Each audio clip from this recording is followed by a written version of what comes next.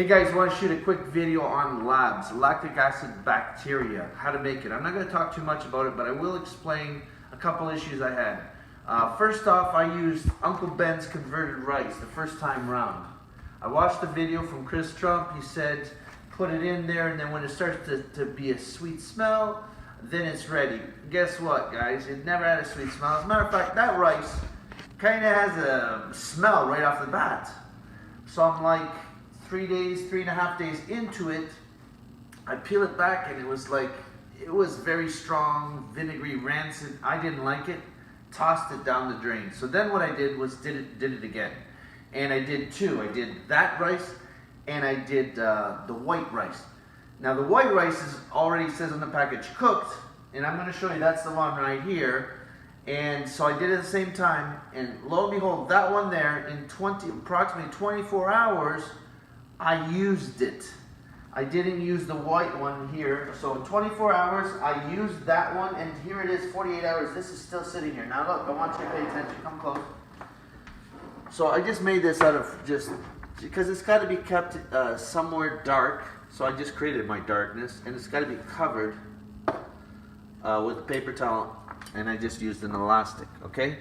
Now, what you want to look for is the sediment on the top and sediment on the bottom, okay? Just a slight, when it's starting to, if it goes too rancid, it's no good. That's where that went. So I started to be careful and watch it. And what I did was just simply peel this back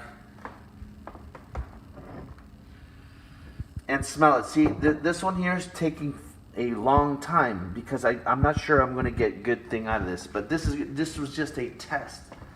So when you're done with it, you just cover it again and wait. Now pay attention, guys. 24 hours, that rice, the converted brown rice, was developing a nice film, and this smell wasn't rancid yet, but it was starting to get a little slight smell. I decided to go ahead. That's step one. So here's how you make this right here. This is very simple. Grab a little bowl. You can use half a cup of rice and then 1 cup of water. Doesn't matter. You can use, I ended up using 1 cup of rice, 2 cups of water.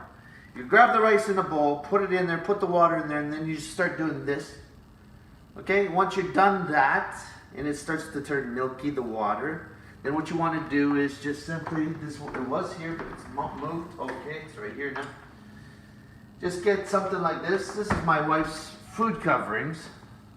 Covers food outside so the flies don't get to it. You can see it close there if you have to. I don't know how far you are. It's got this little mesh. So what I did was actually just doubled it up. So once I got that rice water, I poured it in there so the rice would stay out. Doesn't have to be every bit. And the numbers don't concern yourself with. Then I just put some paper towel over top and covered it. Then you gotta just smell it. I would say watch out for after about 2 days, get on it, observing it. If you got like some milk in the fridge and you're just gonna use that, then pour the milk in a measuring cup, and then 10 times less is what you use from this. So it doesn't matter how much you got here. I ended up making 2 cups worth, and that's step one. Okay, we got step one done. Number two. What I got was a fruit punch bowl, because I did 2 cups of this, which equals 10 cups of milk. Ended up being like a liter, or a gallon I should say. I made this, covered it again with paper towel. You can see the curds, see the sediment there, and then the separation. This is the whey. Okay, and this is the curds. Now you heard little Miss Muffet who sat in the tuffet eating her curds and whey. Well, that's where this came from. So I got this bowl. The reason why I got the bowl is because it's got a big top. I've seen people do it in these small ones, but then they can't scoop these curds, and I'm probably going to make some cheese. I don't know how that's going to work out, but right now I'm just going to show you how this works. So once you got this established, you start seeing a light film and stuff, you're ready for the milk. 10 parts milk to 1 part of this. You figure it out. In here is 2 cups of this, 20 cups of milk right here. So it is ready actually for me to do the extraction This literally, I'm going to tell you what happened here. This is 24 hours. So I highly recommend 24 hours is a key point to pay attention. At the beginning of the day, you didn't see this. I just started seeing a little bit of curd. It is now the end of the day, and this has done a good separation. So now I'm going to take this off, and I'm going to bring it over here. You want to be very gentle when you carry this, I would say. You don't want to mix this up too much. Okay? What we're going to do is we're going to extract this. I just got a filter like I seen him use because it's got a little tiny filtration here.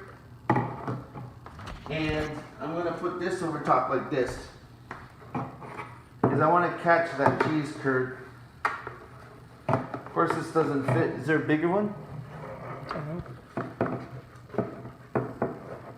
Okay, but I'm going to need some help, and so essentially what I'm going to do, not yet, we're good still.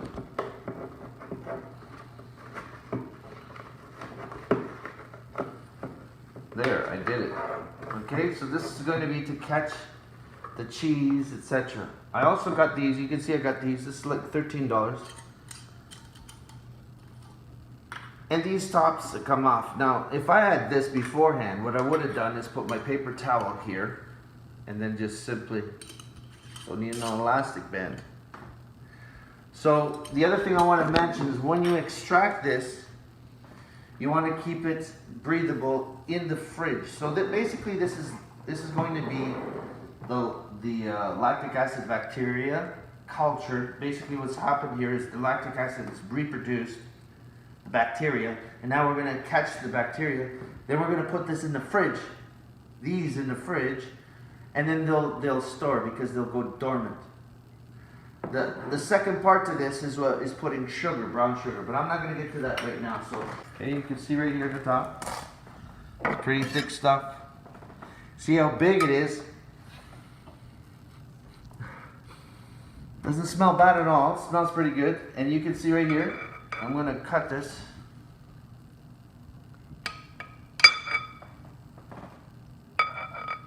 To extract without touching too much, messing around too much with the whey here, okay? Now let me just see if I can do this first. Now I'm going to use one of these spoons. It's kind of hard to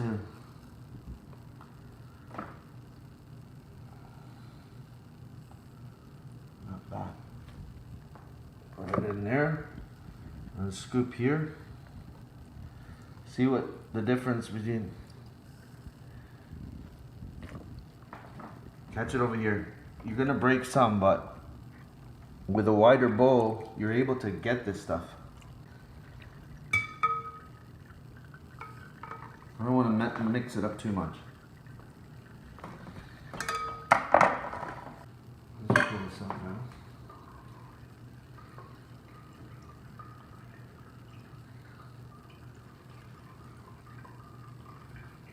I'm going to dump this out, I guess.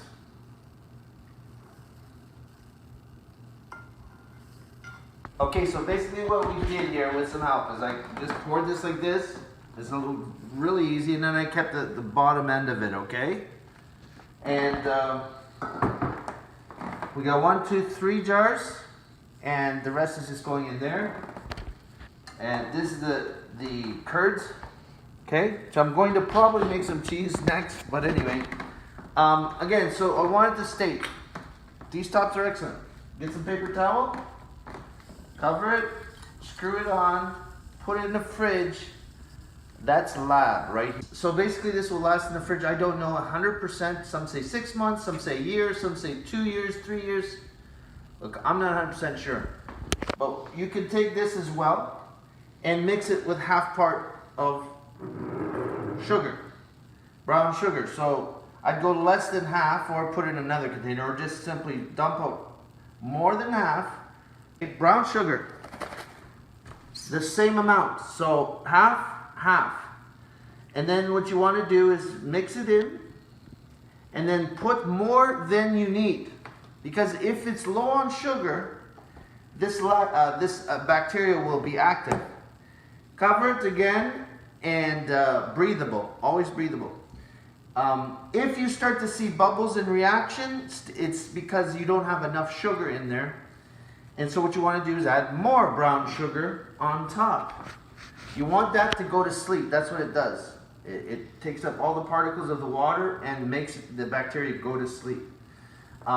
You should see as well brown sugar here settling, because you want to have more than less. This here now can be stored like on the counter. Again, dark place. You know, you don't want it in indirect sunlight or direct sunlight. Dark place, and then you can use it from